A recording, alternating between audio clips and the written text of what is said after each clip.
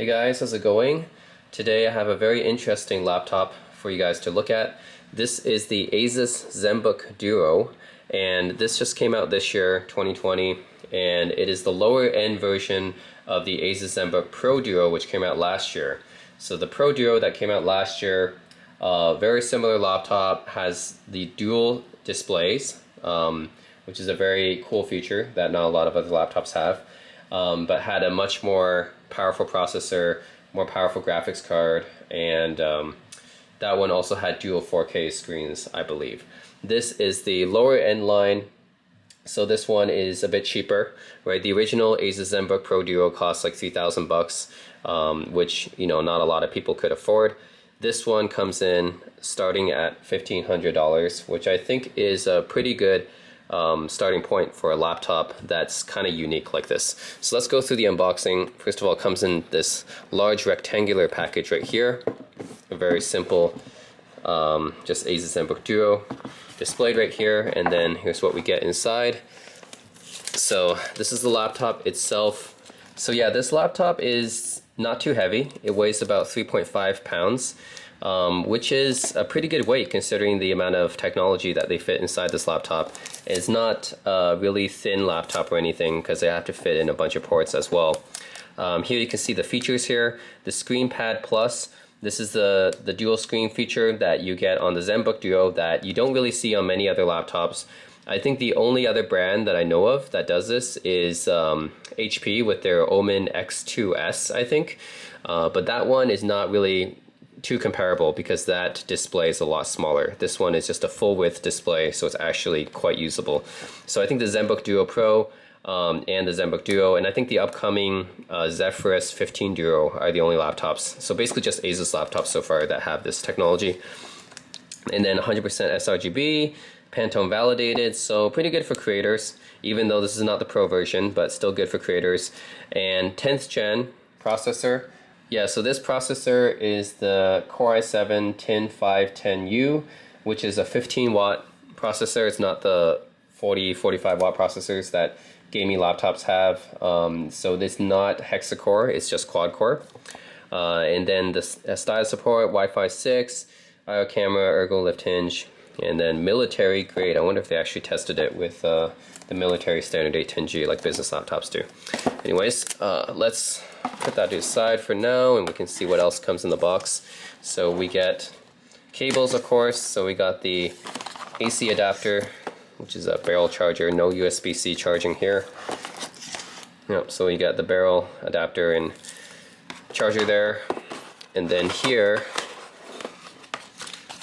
this is just the manual, right? User guide, warranty, standard stuff. And it comes with a stylus. So unlike some other laptops out there, this does come with a stylus. You don't have to pay extra for one. And I think for $1,500, what you're paying for this laptop, it should come with a decent stylus. So you do have a Asus label stylus here, which you get. Cool, I can test that out later. So that's what comes in the box. So there's actually another two things that come in the package here. So one is the ScreenPad Plus stand. So this is, it's like a rubber, looks like rubber stand thing that actually props up your laptop even more, it looks like. So it looks like you put it underneath the laptop and it props it up even more. So I'm guessing this is because the ScreenPad Plus is very, very flat on the laptop, so it can be hard to see. So even though the laptop already tilts up, I guess you need the stand to tilt it up even more so that you can see the ScreenPad Plus better. So that's another thing that comes in the package. And we also get a laptop sleeve, which is very nice of Asus to give us in the box. So yeah, comes with this nice sleeve as well. So you don't need to pay anything extra for it. It just comes with it. So it's a nice extra that Asus gives us, is this extra sleeve and a ScreenPad Plus stand so that you can see the screen better. Alright, here's the laptop itself. So the specs of this laptop, again, is Core i7-10510U, which is a 15 watt processor, quad core. It has a GeForce MX250 graphics card. So it can play some light games, I guess. This is an entry-level graphics card. Should be better than the Ice Lake GPU though. And it has a 1 terabyte SSD with 16 gigs of RAM. So that's actually a pretty big SSD that I got with this one. And take a look at the ports here. So there's the AC adapter jack, full-size HDMI, then your USB-A, USB 3.1. Then you have super speed USB-C here. I don't think it's Thunderbolt. There's no Thunderbolt label here. Just USB-C, I guess. Then on the right side, you get micro SD card slot. No full size though. Then you get the headphone microphone jack right here and another full-size USB-A port. So you get a decent selection of ports. No Ethernet, unfortunately. No full-size SD. But everything else is pretty well covered, I guess. No Thunderbolt 3, I don't think. Alright, let's take a look at the insides.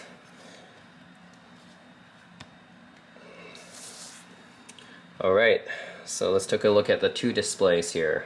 Alright, so I have the laptop on its side so you guys can see the two displays here more thoroughly.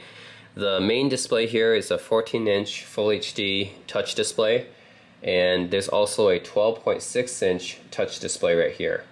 Actually, I believe you can configure this display with touch or non-touch, but I believe I got the touch version. We'll have to test that out, and it does come with a very basic webcam up here, and as far as I can tell, the bezels are very, very small. They're almost hard to notice, right? You just see the one on top because of the webcam. The ones on the side here are very, very minimal, and I don't see one at the bottom at all, actually. Or maybe it's just really hard to see from this angle, but okay, maybe there is one here. It's just very, very black, so it blends in very nicely with the screen.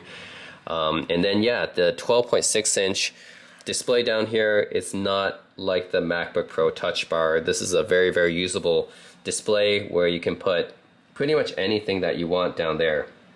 So we'll probably have to test this out and see what we can do here, but you can basically use this for almost anything. It's really good for multitasking.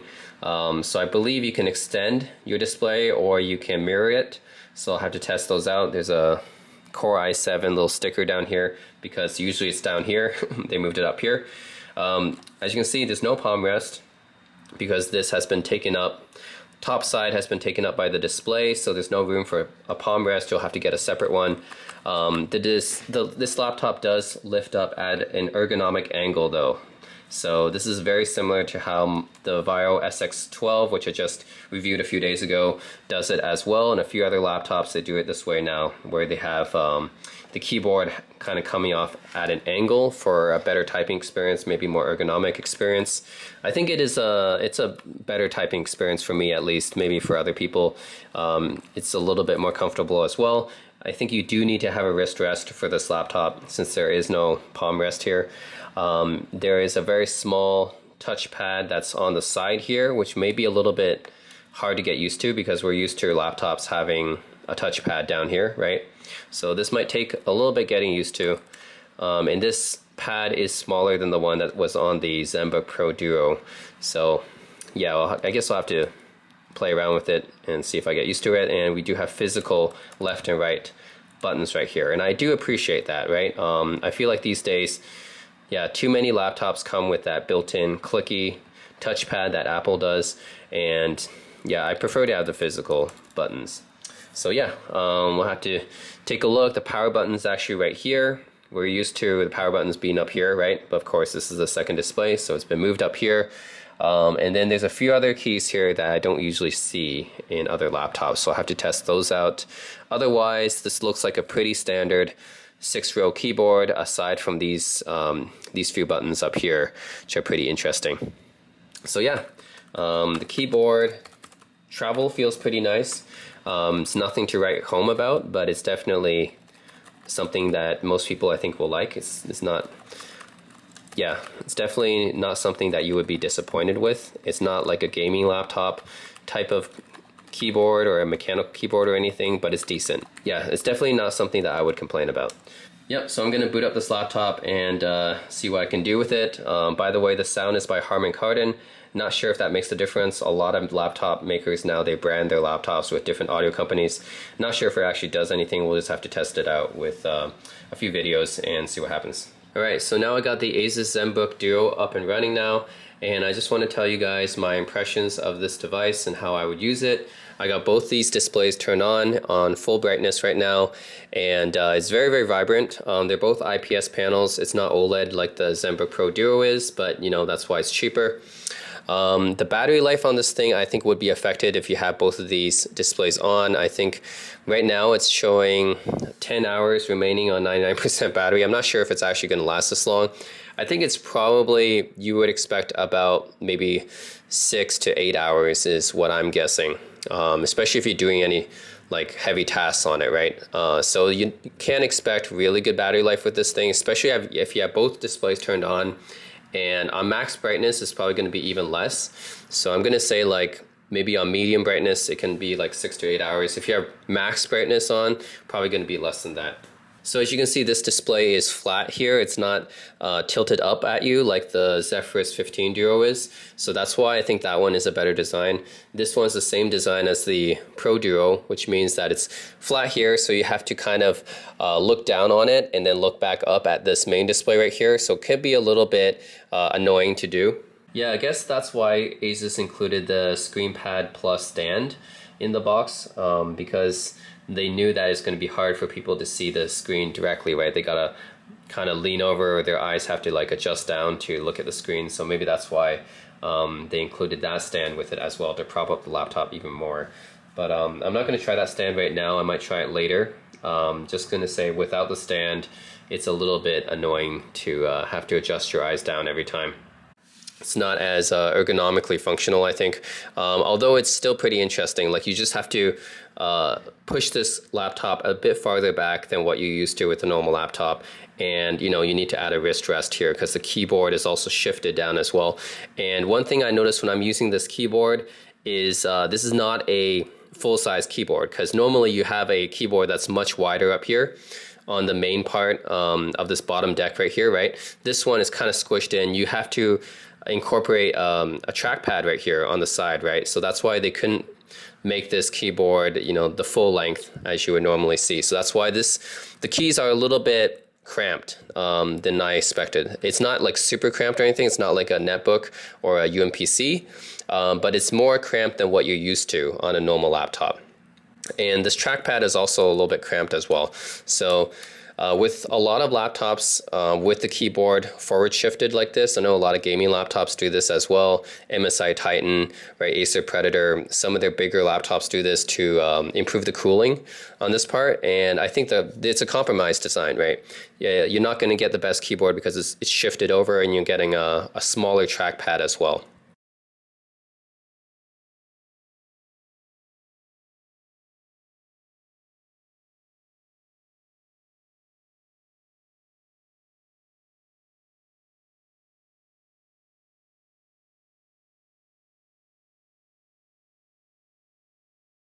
Yeah, I actually really wish that for this laptop that Asus would have made the ability for the trackpad to become a numpad, because that's what they did for the Zenbook Pro Duo. So I'm not sure why they didn't add that ability here, right? It would have been nice just to have that feature or option, but no, this is just a regular trackpad. You can't really turn it into a numpad or anything. I do like the physical buttons, but yeah, it is a bit small. So for me anyways, it's definitely not as good of an experience as just a normal laptop, but you do get the second display, right? That's the compromise there. So you get that for the trade-off. So what you would do with the second display, there's a few different options. So first of all, these are both touch screens, right? And so let's say I have a browser up here, right? And I can always move it down below. So it is acting as an extension right now. So I can move it below, and this is basically an extension of the main desktop. And you can choose to either put it down or pin it to that launcher menu down at the bottom, or expand it. There's a few things that Asus added here as a shortcut. So I can keep it up here, and then down here I have more options because this is the ScreenPad plus utility. So you guys can see this better now. There's a few different things here. There's handwriting. I'm going to test that out later with the pen. There's a calculator, some other bloatware stuff. We got Spotify, Edge, and like I said, you can add anything down here actually, right? You can just drag any window down into this shortcut below should you choose to. So this quick shortcut menu is pretty cool in that sense. And then you can also, put the display down here. You can also have there's also a dedicated button for that. So remember how I said these 3 buttons are buttons specific to the Zenbook Duo? Yeah, so this button right here is gonna shift whatever window that's up there down into the second screen and back up. So this will be a quick way to, I guess, if you want to multitask, you have a screen up here you want to display down here, or you have a screen up here you want to display on the main display. You just quickly press that button right here. This button will actually turn off the display, so you can disable it. The main reason why you would do that is to conserve battery life, I would think. If you don't need the second display, right, and you just want to use it as a normal laptop and conserve battery life, then you can disable the ScreenPad Plus. So that's what that button does. And then I can enable it again. There we go. So some other features that you can do here. This is the app navigator, I guess. Just kind of like a pseudo smartphone, like Android or iOS menu navigation screen. I'm sure you can put your own apps or Asus apps on here as well. This one locks the keyboard. I'm not really sure why you would do that, but anyways, you can lock the keyboard if you want. So yeah, there's the utilities that you have down here, and of course you can also customize it with different settings. You can change the brightness on this, so let's actually change it up to full. I'm just going to do full brightness on both right now. Not good for my battery life, but it's better for this video so you guys can see easier. Automatically hide launcher button, enable organizer, action menu, battery saver.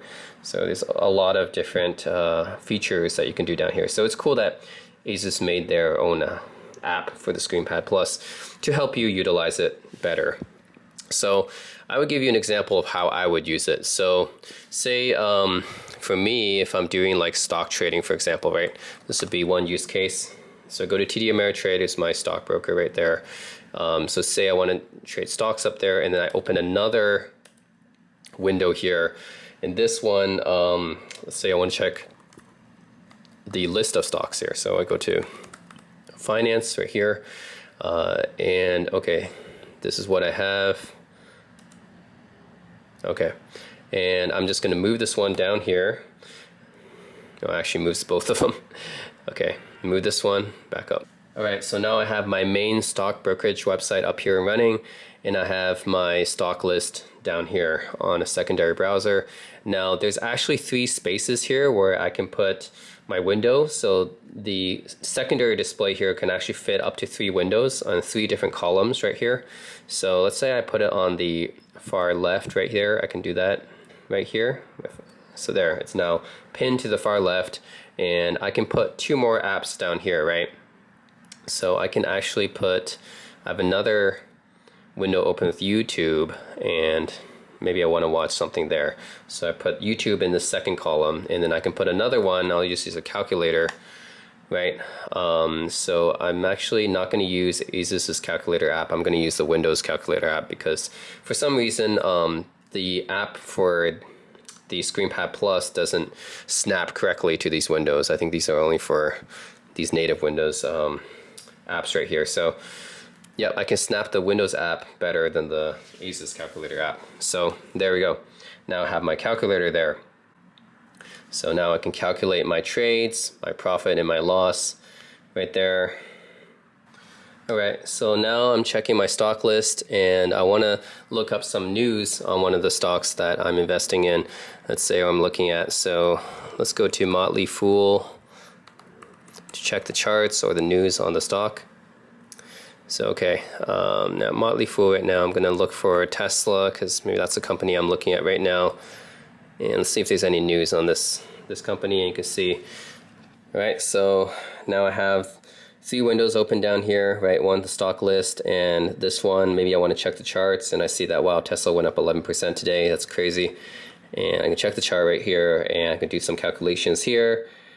how much profit and loss I'm making, and execute my trades up there. So could be one use case where you might need 3 different windows down here. So yeah, I think this laptop could be good for day traders who want to, always monitor the charts and make quick stock trades, and they don't have a desktop, I guess. Maybe they're traveling, or maybe they're in a hotel room day trading somewhere, then this laptop could be pretty good for them. I'm going to do another use case now.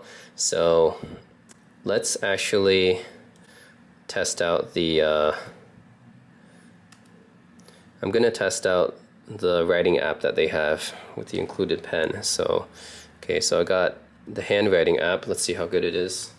And I'll put it in the, actually I think it can fit in one of these 3 columns right here. Yeah, there we go. Okay. So, let me write my name up here. There, so the pen works okay, I guess. Again, the screen doesn't tilt up, so I guess I have to tilt up my laptop like this so you guys can see better. So yeah, I'm using the included pen right here, which relies on quadruple A batteries, by the way. It's not rechargeable. It does need batteries, so yes. Quadruple A batteries required in this pen, which are kind of hard to find, but Amazon, that's what it's for. And this pen's okay. I haven't had too much experience, with different pens because I'm not an artist. But for me, it works fine. Like, I haven't used an Apple Pencil or anything, but for me, it seems fine. There's no like huge latency or anything. I can erase it like this. There. Right.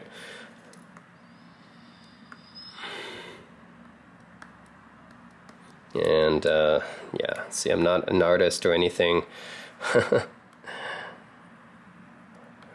But yeah, definitely I can see that this pen is okay that they give you. I don't see any massive latency issues or anything, just the fact that it's not rechargeable, you have to put in batteries. Alright, so that was the quick test of the drawing capabilities. And now I'm going to test it out with some gaming, right? So I have Overwatch installed here, and this computer does come with the MX250 GPU. So we're going to see how good that is at playing Overwatch. And again, we're going to make use of the second screen down here as well. Put this down here, and then we're going to go to Twitch down here actually. So let's go to Twitch.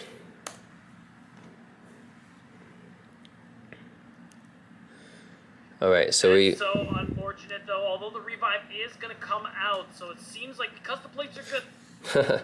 So yeah, we have a chance to test out the sound system as well, let's say, when we play this game. But yeah, you can have a Twitch stream down here, and you can play Overwatch up here. Alright guys, so now I have Overwatch running on the main display here. I have my mouse hooked up. I have Fraps on the overlay, so you guys can see the FPS counter. And then down here I have a Twitch, so I can see a Twitch stream, or use other social media, maybe use Discord, chat with people. I have everything down here as well. So this is a good use case, I think, for these dual screens. And we can play some light games. Like I said, the MX250 is not a heavyweight graphics card, but I can definitely play some light games like Overwatch. So I'm on high settings right now, not on ultra, but just high. And this is a 1080p. I just have it windowed. So let's play. Let's do a quick play right here. Yeah, less than 2 minutes, okay.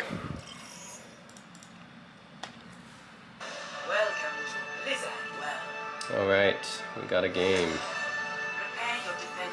Okay, now I haven't played Overwatch in a while, actually. I guess my main is always Diva, so I'll just pick her. Not sure how much she's been changed since I last played her, but we'll see.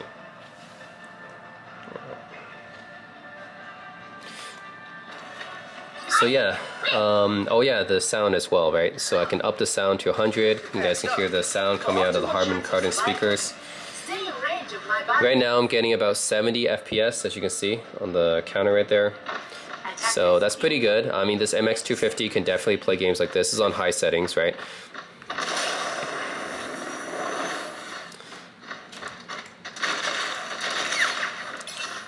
I'm just gonna play one match, because I'm not that good.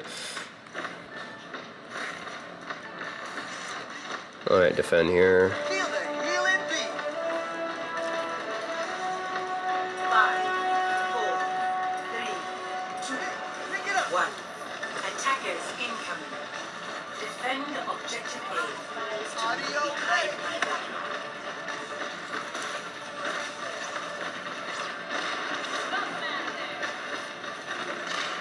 Enemy contact.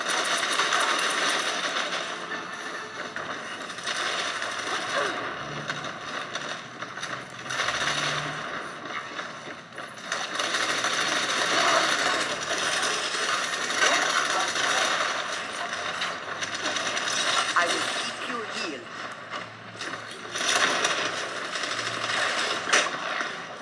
Yeah, about 70 FPS still. Not bad.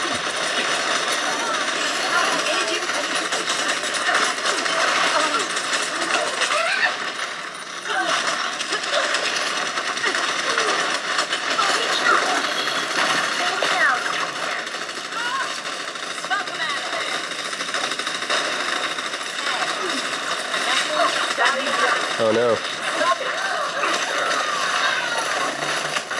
Oh. Yeah, I'm not that good. Deeper re-engage. Boosters engage.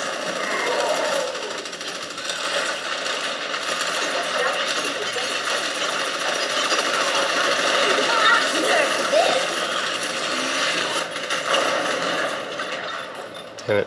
Suiting up. Now show them. Anyway, so yeah, I'm not good at this game, but it was just to show you guys that this GPU is good enough for light games like this, right? So if you guys are playing games like League of Legends or Dota 2, World of Warcraft, obviously those kind of light games, this computer should be able to handle them no problem, right? Even like AAA titles, I think some AAA titles you might be able to play on low settings. So the MX250 is it's like an entry-level GPU, but it can definitely handle games much better than a typical integrated GPU, or even compared to an Ice Lake GPU, I think it can do pretty well. So anyways, guys, that's the Asus Zenbook Duo. I think it's a really cool computer, especially if you're interested in the artistic stuff or you want to be able to multitask. I think this computer is really cool for that. And the build quality is pretty good. The design of this computer, so this bezel is definitely here, right? Remember I said earlier, it looked like it blended in with the blackness of the screen, but you can clearly see there's a bezel down here. But it's kind of covered by this second half, right? This is really arced, right? And you can see that there is a lot of heat ventilation coming up from here, probably because the second screen takes up a lot of power and needs its own kind of ventilation. And you can see, yeah, just how it's pretty thick, right? Not too thick, not like the old school, you know, not like an Alienware or MSI Titan or anything, but I guess it's thick compared to a typical ultrabook, but this isn't really a typical ultrabook. So, and yeah, this green color, I wouldn't say it's green, it's kind of like a teal turquoise kind of color. So that's pretty interesting, but it is a fingerprint magnet. I've already got so many fingerprints on this thing. So the build quality is pretty good though, pretty decent. But yeah, the dual screen Asus Zenbook Duo, really cool laptop. I do recommend it for people who are either artistic or have some multitasking purpose for it. So like if you're a Twitch streamer, or like I said, like a stock trader or something like that, you need to have multiple screens going on at the same time. You have need for multiple desktops. Then this could be the laptop for you. So yeah, the Asus Zenbook Pro Duo starts at $1,500. It's probably one of the cheaper dual screen laptops that you can buy. I think only the HP Omen X2S might be cheaper, but this one is better because it has a full-size display. Well, not full-size, but it's got a full-length secondary display down the bottom, whereas the Omen X2S only has like a smartphone-size display, and the rest of the space here is like left unused, which I think is not really that great. So I think this is the cheapest laptop that you can buy with a full-length secondary display down at the bottom here. The other option is the Zenbook Pro Duo, which is like 2,500, 3,000 bucks. That one is more powerful, has OLED displays, but again, it's like twice the price. Then there's the Zephyrus 15 Duo that Asus is coming out with as well, that has the tilting up secondary display, which I think is cooler, right? I think one of the main problems of this display is that you have to kind of lean down to look at it, or just, you know, tilt your eyes down at it, whereas the Asus Zephyrus 15 Duo has this tilting up, so you don't really have to strain your eyes or your head by looking down at this. But that one's also $3,000, right? That one's also more powerful, but it's also way more expensive as well. So if you're just looking for the cheapest dual screen laptop option, I think this one might be up your alley, right? Again, the only other one that I know of in this price range is the Omen X2S, and you don't really want that one because it has such a small display down here. Then there's the Microsoft dual screen one coming out. Not sure how expensive that's going to be, but it's probably going to be more expensive than this. So if you guys just want like a dual screen laptop, full width secondary display, this is probably the one to get. And that's it, guys. Asus Zenbook Duo, just released this year. Very, very cool laptop by Asus. And thanks for watching.